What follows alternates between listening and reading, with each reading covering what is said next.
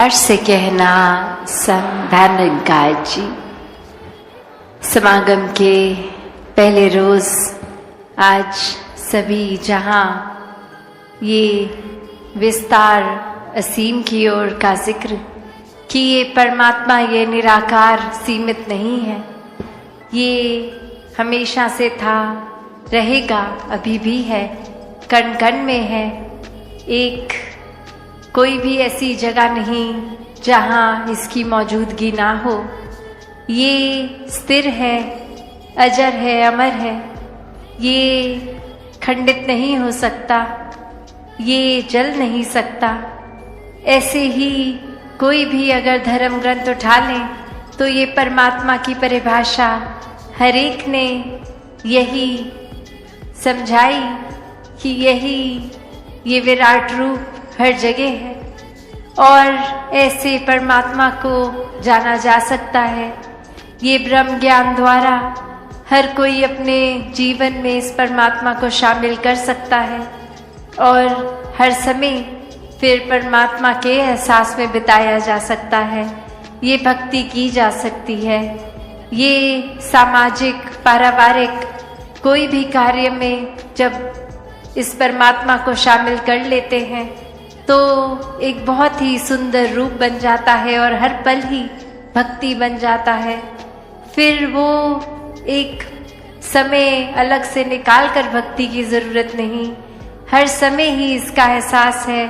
और संतों का संग जब हो जाता है, मन सुमिरन में हर समय इस परमात्मा के साथ लग के, भाव मन के, सेवा के, ये सेल्फलेस सर्विस के जब आ जाते हैं कि स्वार्थ रहित एक संसार के लिए समर्पित रहना है, तो संसार का यहाँ जो रूप देखें कि एक हम छोटे दायरे से सोचें कि हम तो हो सकता है एक फेस टू फेस कुछ 100-200 लोगों को ही जानते हों, पर यहाँ संसार की बात हो रही है कि हर एक तक प्यार फिर पहुँचाने की, हर एक के लिए करुणा रखने की, दया रखने की, विशालता मन में रखने की। हर एक चाहे वो अपरिचित हैं, उनको ना जाना है, कभी शायद उनसे मुलाकात भी ना हो, तो भी ये प्यार का रिश्ता बनाना है। और सबसे सरल तरीका यही कि इस परमात्मा के साथ जब प्यार का रिश्ता बन जाता है तो वाकई ही हर कोई अपना बन जाता है। जैसे एक बहुत ही हम समय से सुन रहे हैं लव दाई नेबर की बात कि अपने पड़ोसी के प्रति प्रेम की भावना रखो। तो ये भाव कैसे हैं कि हमने क्या वाकई ही एक सीमित रूप बना लिया है कि जो हमारे वाकई ही नज़दीक रहते हैं, बैठते हैं, वो हो गए पड़ोसी और कोई नहीं है। एक क्या दायरा इतना तंग दिली का बना लिया है कि उसके बियॉन्ड नहीं है।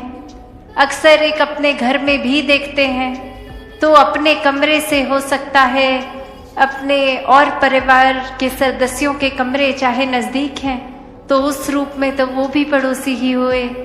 और हमारा रिश्ता क्या एक छोटे से यूनिट परिवार के जो चंद मेंबर्स हैं उनके साथ भी क्या प्यार का है, वो दिल से दिल जुड़ा है कि नहीं, या सिर्फ एक परिवार में जन्म ले लिया है तो इसलिए ही बस एक छत के नीचे गुजरान कर रहे हैं। तो ऐसे ही भाव कि एक प्यार हर किसी तक, हर एक तक पहुंचना है, हमारा हर एक तक प्रयास रहे कि खुद हम जैसे एक फूल होता है उसके अंदर इतनी महक होती है, तो जब हवा ना चल रही हो तो अक्सर वो फूल की पंखुड़ी तक हमें अपना नाक लेके जाना पड़ता है उसकी खुशबू सूंघने के लिए। पर जब हवा चल रही होती है तो बहुत दूर भी अगर खड़े हों तो वो फूल की महक हम तक आ जाती है। स्वयं ही एक खुशबू का आनंद हम ले लेते हैं, चाहे फूल दूर ही क्यों ना हो उस समय। तो उसी प्रकार ये परमात्मा में अगर हम खुद को समर्पित कर दें कि परमात्मा आप अपनी एक ऐसी कृपा से ये प्रेम हमारा इतना असीम कर दें।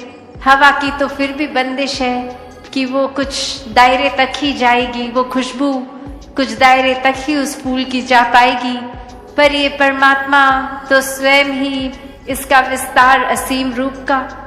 और ये हम जब प्यार बन गए इस परमात्मा के प्यार में खुद ही, तो कैसे फिर ये संसार तक प्यार ही पहुँचेगा। ये परमात्मा के एक उस तरह रूप में एक फ्लो में ही जाते रहे, हर जगह चले गए। जैसे एक बूंद होती है, जब हम देखते हैं कि पानी कहीं ठहरा हुआ है, एक स्थिर है पानी, और उसमें अगर एक पत्थर डालते हैं तो कैसे वो रिपल इफेक्ट बन जाता है। पहले एक छोटा सा उसका एक वेव रूप, आगे वो और चौड़ा होता जाता है, वो वास्ट होता जाता है। कैसे फिर वो स्थिर पानी के अंदर अब तरंगे दिखने लगती हैं। ये अगर एक वो पानी का तो फिर दायरा वो लिमिटेड है कि शायद वो एक तालाब जितना हो, इसलिए वो एक स्थिर रूप, एक हो सकता है कीचड़ का पडल हो इसलिए स्थिर रूप। पर ये परमात्मा, इसका तो कोई सीमा नहीं है, कोई बाउंड्रीज नहीं है। तभी तो बीइंग बाउंडलेस वाली बात कि ये एक लिमिटेशंस ही जहाँ ख़त्म हो गई हैं, वहाँ से अपना दायरा शुरू किया जाए कि परमात्मा का जैसे ना कोई स्टार्ट ना फिनिश, वैसे ही एक अपने मन की अवस्था बना ले। ये आत्मा और परमात्मा के मिलन से खुद ही परमात्मा स्वरूप होते जाएं, और ये प्रयास फिर असीम की ओर ही है, ये विस्तार असीम की ओर ही है।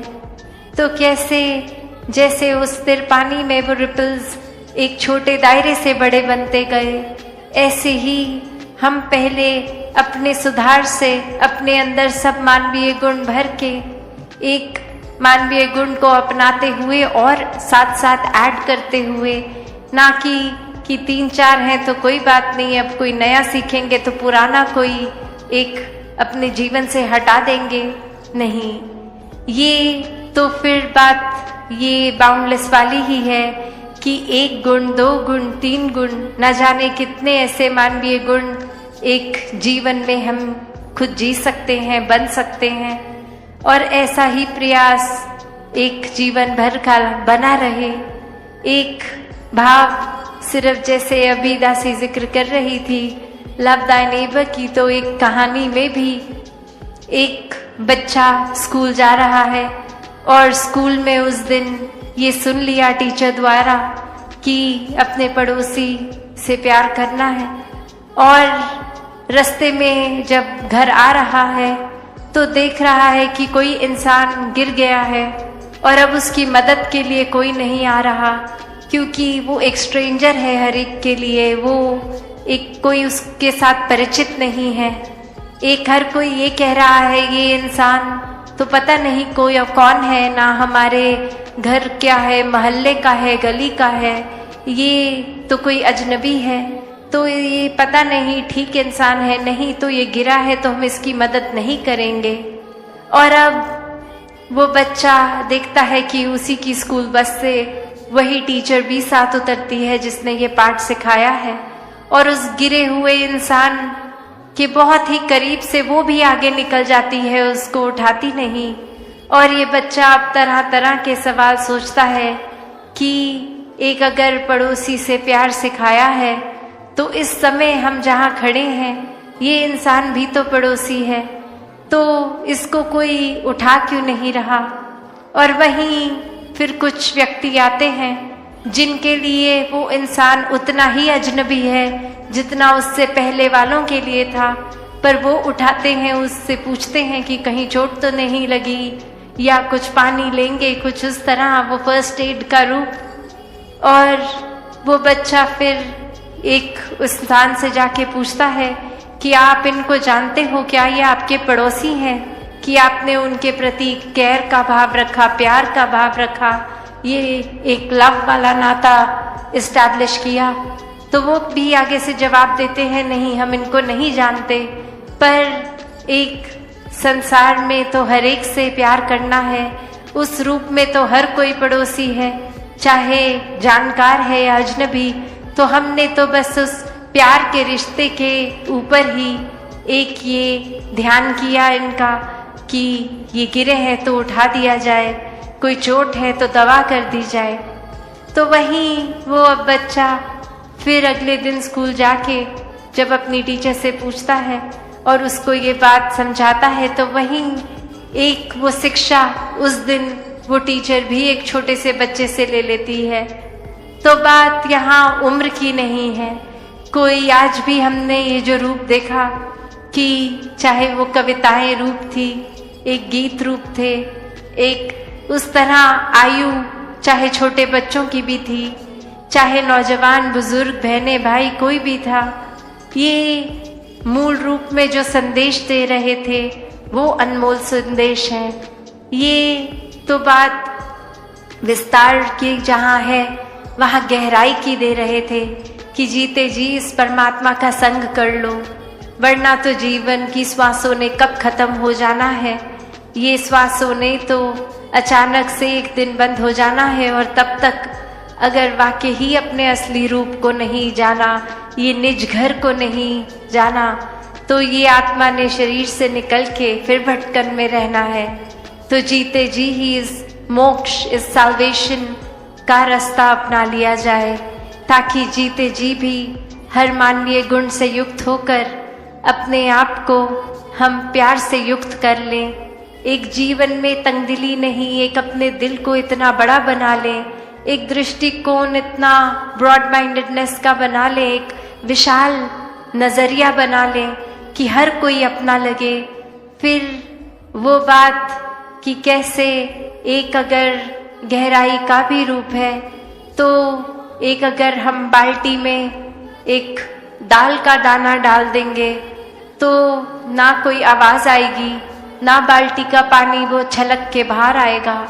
और वहीं अगर एक बजरी जितना छोटा कंकर डाल दें तो भी वो एक इतना ज़्यादा कुछ पानी तो छलक के नहीं आएगा।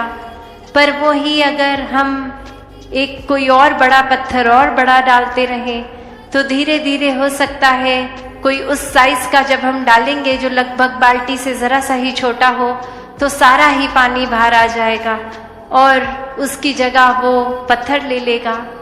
तो बात वही है कि गहराइयाँ कितनी हैं, जो अक्सर हम शेर में भी सुनते हैं कि सागर गहरा है इसलिए शांत है, वरना बचलती लहरों में गहराइयाँ नहीं होती। कि कैसे एक जहाँ उछाल दिखते हैं वो अपने आप पता है कि ये शैलो जगह है, वरना जो डीपेस्ट पार्ट है ओशन का वो इतना शांत लगता है क्योंकि वो इतना कुछ समा के अपने अंदर रखा है उसने। वो सहनशीलता का भी यहाँ पे गुण आता है। ये विशाल सागर का रूप, और ये इतना विशाल कि हर वाटर सोर्स इवेंचुअली वो सागर में ही आता है, तो भी सागर को उस बात का अभिमान नहीं है। वो अपने सबसे गहरे वाले पॉइंट पे इतना शांत भी है, और जैसे जैसे ज़मीन उठती है वो रेत आने लगती है, वहाँ वो वेव्स कितनी प्रोमिनेंट दिखती हैं। उस जगह पे उछाल भी है, एक रूप उसका इस तरह कि एक उछल रही है, मचल रही है, एक बेचैनी का भाव, वहाँ स्थिरता नहीं है, वहाँ विशालता भी नहीं है। तो बात वही कि इंसान भी आजकल इस तरह ही भाव रखते हैं कि अपने कर्मों में या अपने अंदर की विशालता पे तो जोर नहीं दे रहे हैं कि हम कैसे अपने अंदर इंट्रोस्पेक्ट करें, अपनी सोच का विस्तार करें, अपने कैरेक्टर बिल्डिंग का विस्तार करें। पर एक अपनी बातों को, अपनी अपने छोटे छोटे चीज़ें जो हासिल करी हैं उनका इतना डंका बजा के शोर मचा रहे हैं कि वो लहरों के समान छलक रहे हैं इधर उधर। और वो ही बात ऊंची दुकान फीका पकवान की बातें ज़्यादा और कर्म देखे जाएं तो कुछ है नहीं। एक हासिल छोटी सी उपलब्धि को भी इतना शोर मचा के कर दिया, और वहीं जहाँ ये सागर की तरह एक इतने डीपेस्ट पॉइंट पे भी शांत रूप रहा, कितना कुछ उसमें समा चुका है, फिर भी कोई अपनी वाहवाही नहीं, कोई अपनी तारीफ नहीं, अपने अंदर ही वो मंथन कि ये हमारे को कुछ भी जो हासिल हम कर पाए सब परमात्मा की ही देन है, और ये जीवन जिस तरह जीना है ये परमात्मा पे आधारित हो। कोई गुण अगर है भी तो उसको अहंकार का रूप नहीं देते संत, ये सागर की ही तरह सब कुछ अपने अंदर समेट लेते हैं। अगर कोई कटुर वचन भी बोले तो भी, तो बात यही कि अपने जीवन में एक प्यार को जो जो अपना लेते हैं उनका विस्तार वाकई ही इस असीम परमात्मा की ओर इस तरह होता रहता है कि हर पल एक अभिमान नहीं आता कि हम तो इतने प्रभु भक्त हो गए हैं, हम तो दिन के इतने घंटे प्रभु को याद करते हैं। बात यही कि ये प्यार तो फिर 24 घंटों का प्यार है, खाते पीते उठते बैठते हर समय फिर ये प्रभु परमात्मा ये निराकार ही मन में है, तो फिर कौन सा समा गिनवाएं, कौन सा गवाएं। और ये फिर दिखावा मात्र भी नहीं रह जाता, ये प्यार तो फिर वैसा ही प्यार है जो दिल में इतना है कि इसका फिर वो जिक्र करना हर एक से कि हम प्रभु प्रेमी हैं, वो एक ज़रूरी भी नहीं लगता, क्योंकि उस समय भी लगता है कि जो समय हम किसी को ये बात समझाने में लगाएंगे उतना ही समय और परमात्मा को प्यार करने में लगा देते हैं। तो फिर संतों ने तो हमेशा जी कर ये प्रैक्टिकल स्पिरिचुअलिटी का प्रमाण दिया है।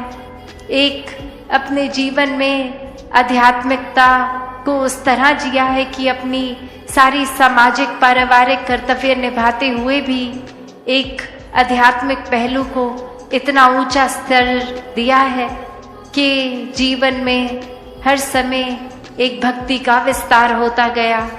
ये नहीं भक्तों ने सोचा कि हम तो इतनी आत्माओं जो तड़प रही थी खुद हमें परमात्मा मिल गए तो ये बाकी इंसानों को भी एक ये तड़प दूर करा दे, तो हमने तो इतने कार्य कर दिए, हम महान हो गए। भक्तों का तो हर समय एक ध्यान यही लगता है कि अभी तो पूरा संसार ये तड़प में है, अभी तो कुछ ही हैं जो इस सच्चाई से रूबरू हुए हैं, जिन्होंने अपना मुख उज्जवल कर लिया है, और अभी कितने रहते हैं। तो भक्तों ने तो हमेशा ये आगे बढ़ने वाली बात ही सिखाई है कि हर एक को जितने भी ज़्यादा से ज़्यादा परमात्मा के भक्त हो जाएं उतना ये कार्य करते गए। भक्तों को फिर अपने भी खाने पीने उठने बैठने का कोई ख्याल नहीं है, सिर्फ यही लगन लगती है कि जिस तरह जीते जी हम चाहे अमीर हैं गरीब हैं पर मन आनंद में है, सुखी हैं, वैसे ही हर कोई हो जाए, ये परमात्मा के रंग में हर कोई रंग जाए। तो ऐसा ही मन में प्यार का विस्तार, सोच का विस्तार भक्तों ने जी कर सिखाया है, और ऐसा ही जीवन हर कोई जी सकता है।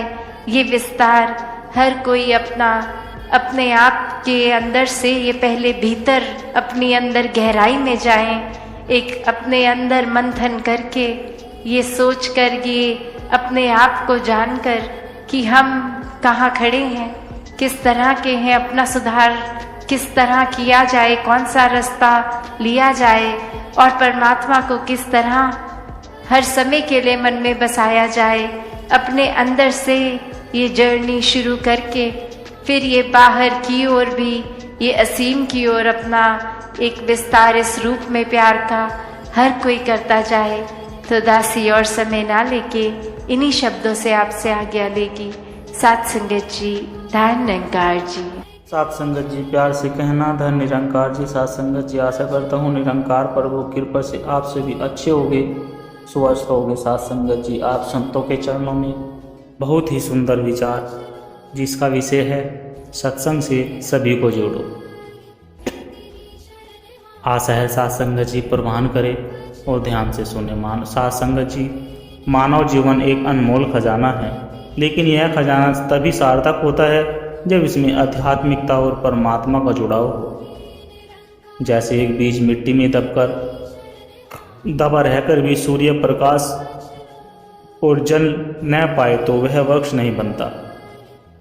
उसी तरह इंसान यदि ज्ञान और सत्संग से न जुड़े तो उसका जीवन अधूरा रह जाता है। साथ संगत जी, सत्संग वह दर्पण है जिसमें आत्मा अपनी असली पहचान देखती है। यह वह संगति है जिसमें व्यक्ति को न सिर्फ परमात्मा की झलक मिलती है बल्कि जीवन जीने की सही दिशा भी प्राप्त होती है। इसलिए साथ संगत जी, कहानी कहती है कि सभी को सत्संग से जोड़ो ताकि हर जीवन उज्जवल हो, हर आत्मा निर्मल हो, हर घर स्वर्ग बन सके। साथ संगत जी, उत्तर भारत के एक छोटे से गांव आनंदपुर में लोग अपने अपने कामकाज में व्यस्त रहते थे। किसान खेतों में, व्यापारी बाजार में और बच्चे खेलों में। लेकिन इस गांव में एक कमी थी, लोग आपसी झगड़े, ईर्ष्या, लालच और अंधविश्वास में बंधे हुए थे। हर घर में कोई न कोई समस्या थी। साथ संगत जी, कहीं नशे की लत, कहीं आपसी मनमुटाव, कहीं परिवार टूटने की कगार पर। इन्हीं परिस्थितियों में गांव में एक बुजुर्ग संत आए। साथ संगत जी, जिनका नाम स्वामी सतगुरु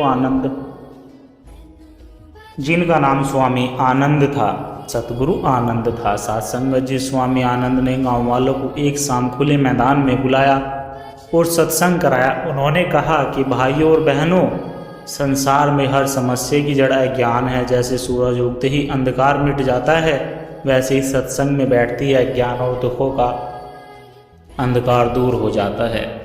साथ संगत जी, गांव के कुछ लोग हंसकर बोले, संत जी, हमारे दुख तो गरीबी, कर्ज और बीमारी है, सत्संग से सब कैसे दूर होगे। तो साथ संगत जी, संत मुस्कुराए और बोले कि सत्संग से मन शुद्ध होता है। जब मन शुद्ध होता है तो कम सुधरते हैं, और जब कम सुधरते हैं तो जीवन की कठिनाइयाँ अपने आप कम हो जाती है।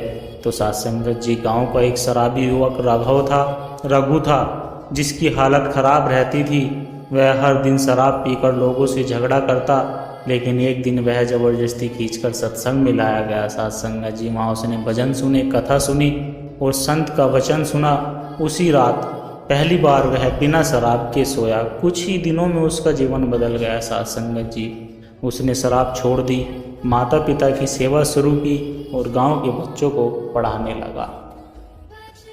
साथ संगत जी, लोगों ने देखा कि सत्संग की शक्ति सिर्फ शब्दों में नहीं बल्कि जीवन बदलने में है।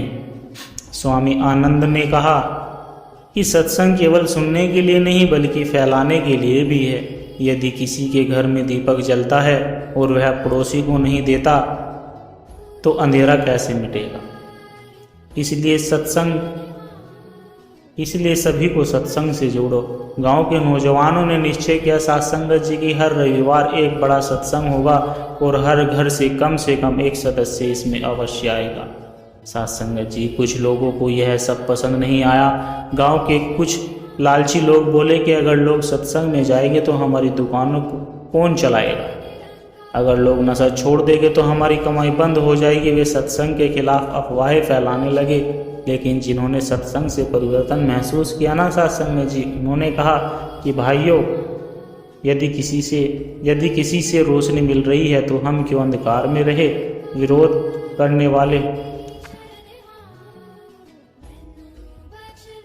करने वाले चाहे लाख कोशिश करे पर ज्ञान का दीपक बुझाया नहीं जा सकता।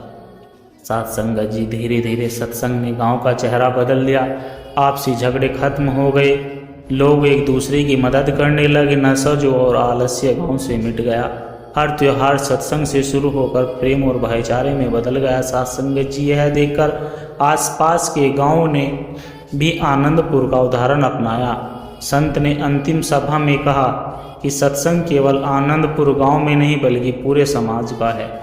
जैसे एक दीपक से हजारों दीपक जल सकते हैं, वैसे ही एक सत्संगी लाखों आत्माओं को जगाकर उनमें परमात्मा से जोड़ सकता है। इसलिए सबका कर्तव्य यही है कि सभी को सत्संग से जोड़ो। यही असली सेवा है, यही असली पूजा है। साथ संगत जी, गांव वाले एक स्वर में बोले कि हम प्रण करते हैं कि हम केवल खुद नहीं बदलेंगे बल्कि दूसरों को भी सत्संग से जोड़ेंगे। साथ संगत जी, कहानी का उद्देश्य यही है कि सत्संग जीवन बदलता है। यह केवल सुनने की बात नहीं बल्कि अपनाने और फैलाने की राह है। जब एक परिवार सत्संग से जुड़ता है तो घर बदलता है, और जब पूरा समाज जुड़ता है तो स्वर्ग धरती पर उतर आता है। साथ संगत जी, इसलिए कहावत बनाई गई है कि सत्संग, सभी को सत्संग से जोड़ो, क्योंकि सत्संग ही सच्चा जीवन है। साथ संगत जी, जीवन एक नदी की तरह है, कभी शांत, कभी उग्र, कभी निर्मल और कभी गंदा।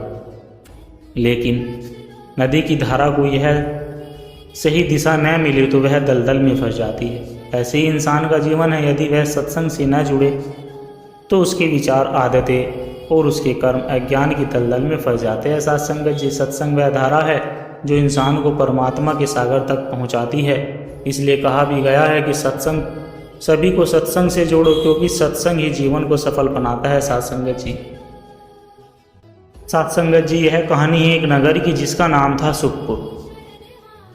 नाम तो सुखपुर था साथ संगत जी, पर वहाँ सुख कम और दुख ज़्यादा थे। व्यापार में धोखाबाजी थी, विद्यार्थी नशे और मोबाइल की लत में डूबे थे, बड़े बूढ़े अकेलेपन से परेशान थे, और परिवार आपसी कलह में बटे हुए थे। हर घर में सुख की बजाय तनाव, लालच और झगड़े का माहौल था। साथ संगत जी, इसी नगर में एक गृहस्थ रहते थे जिनका नाम रामदास जी था। वे कोई बड़े संत या विद्वान नहीं थे, बस साधारण से इंसान थे। लेकिन एक चीज ने उन्हें सबसे अलग बना दिया था। साथ संगत जी, वो हर सप्ताह पास के शहर में जाकर सत्संग सुनकर आते और बहुत शांति महसूस करते। साथ संगत जी, उनका मन कहता था कि यदि सत्संग से मुझे इतना सुकून मिलता है तो क्यों न इसे पूरे नगर तक पहुंचाया जाए, क्यों न सबको सत्संग से जोड़ा जाए।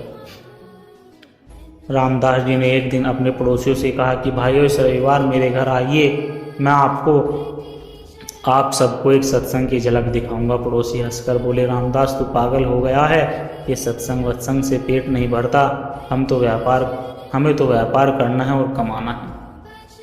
साथ संगत जी, लेकिन रामदास जी ने हार नहीं मानी। उन्होंने 2-3 बच्चों को इकट्ठा किया, उन्हें छोटी सी कहानी सुनाई और सत्संग का भजन गवाया। धीरे धीरे बच्चों को मजा आने लगा। उन्होंने अपने माता पिता से कहा कि माँ चलो ना, रामदास चाचा बहुत अच्छी कहानियाँ सुनाते हैं, वहाँ भजन भी होते हैं। सत्संग जी, इस तरह एक छोटा सा सत्संग आरंभ हुआ। भले ही उसमें केवल 5 से 10 लोग आते, पर रामदास जी का विश्वास पड़ा था। नगर में कुछ लोग इसे पसंद नहीं करते थे। उन्होंने सोचा कि यदि सब सत्संग में जाने लगे तो हमारे नशे जुए का धंधा बंद हो जाएगा। तो साथ संगत जी, उन्होंने अफवाह फैलानी शुरू कर दी कि ये सब रामदास का धोखा है, सत्संग करके वो दान लेना चाहता है। लोगों का विश्वास डगमगाने लगा साथ संगत जी, लेकिन रामदास जी ने धैर्य रखा और उन्होंने कहा, सत्संग का मतलब दान लेना नहीं बल्कि मन का अंधकार मिटाना है। रोशनी चाहो तो आओ, वरना मैं किसी पर जोर नहीं डालूंगा। साथ संगत जी, नगर में एक व्यक्ति था जिसका नाम श्यामलाल था, जो शराब और जुए में डूबा रहता था। उसका परिवार टूटने की कगार पर था। एक दिन उसकी बेटी रोती हुई रामदास जी के घर पहुंची। बोली कि चाचा जी, पिताजी शराब में डूब गए हैं, घर में अन्न का दाना नहीं है। रामदास जी ने श्यामलाल को सत्संग में बुलाया। पहले तो वह गाली देकर चला गया, लेकिन धीरे धीरे उसकी बेटी की जिद ने उसे वहां पहुंचा दिया।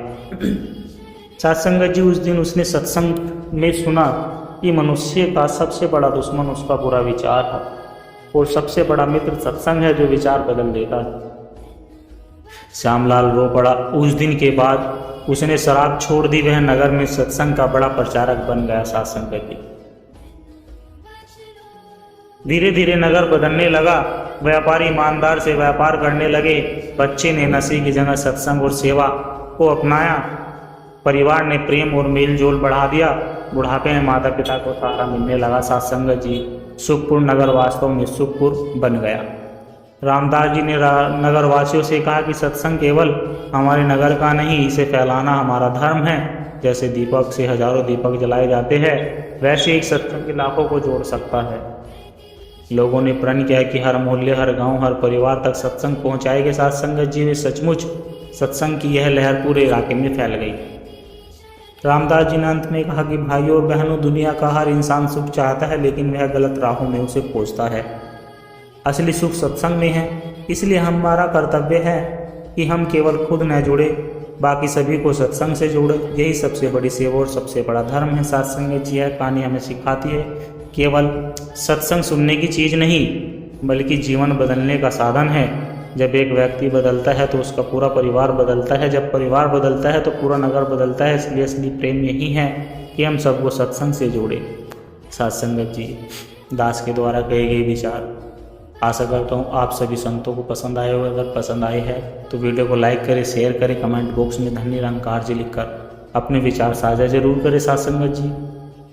और दास के चैनल को भी सब्सक्राइब जरूर कर ले और दास को आशीर्वाद दे हर रोज आप जी के चरणों में ऐसे ही सुंदर सुंदर विचार लेकर आता रहूं। सत्संगत जी प्यार से कहना, धन्य निरंकार जी।